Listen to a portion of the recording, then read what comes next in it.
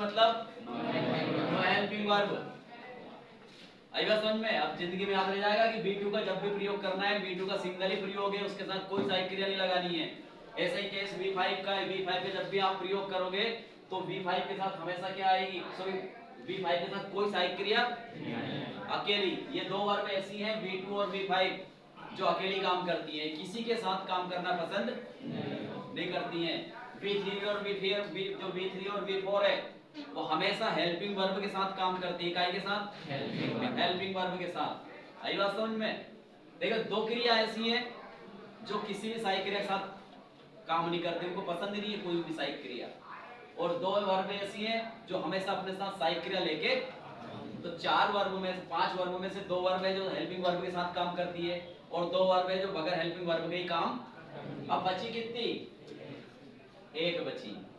अब इसका क्या रोल है?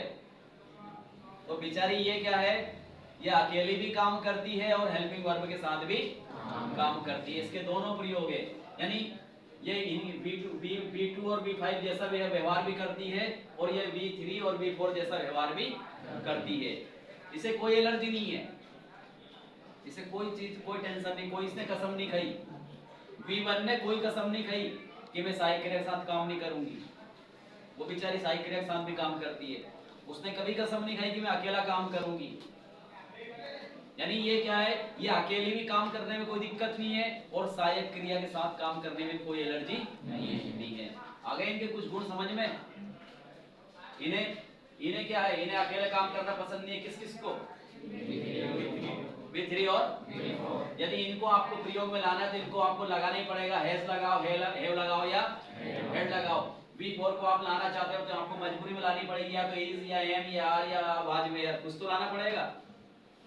इनको लेके आओगे तो पहले ही मना कर देगी V2 और V5, I need no helping verb.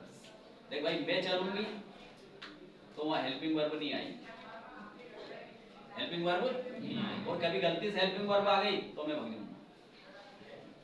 मतलब V2 के और V5 के दोस्ती है बढ़िया, लेकिन दोनों की दुश्मनी है HV से। काई से? HV से।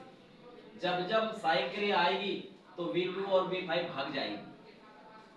देखो ना, एक म्यान में दो तलवार नहीं रह सके, एक म्यान में दो तलवार नहीं रहे। तो जहां V2 और V3 V5 रहेगी, ये रहेगी तो सहायक क्रिया नहीं रहेगी, और सहायक क्रिया रहेगी तो ये नहीं रहेगी। भैया इस घर में या तो आप रह लो या हम रह लें। हम रहेंगे तो आप नहीं रहोगे और आप रहोगे तो हम नहीं रहेंगे। ये इनकी कंडीशन है V2 की और V5 की। V3 V4 क्या कहती है? हमें तो हर कंडीशन में सहायक क्रिया चाहिए, मतलब चाहिए। आप इजेम आप दे दो, आप वाजवेर दे दो, आप हेजेम दे दो या हेड दे दो, कुछ भी चाहिए, मतलब चाहिए। और बेचारी ये गरीब क्या के, तुम्हारी मर्जी हो तो सहायक क्रिया दे दो, और आपकी मर्जी नहीं हो तो मत दो भैया।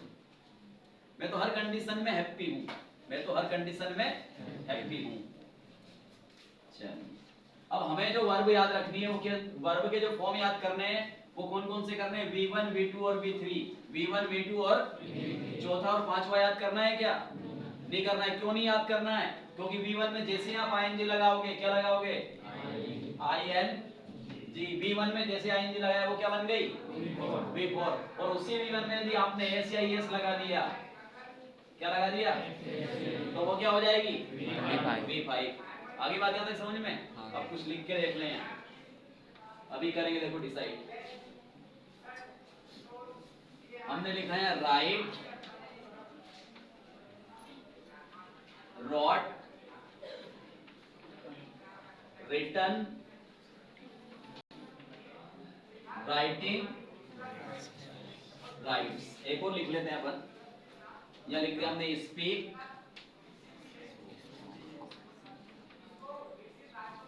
यहां लिख दिया स्पॉक, यहां लिख दिया स्पोकन, यहां लिख दिया, क्या लिख देंगे आप? स्पीकिंग। अरे यार चाकी से टूट रही बार बार। और यहां हो जाएगा स्पीक्स।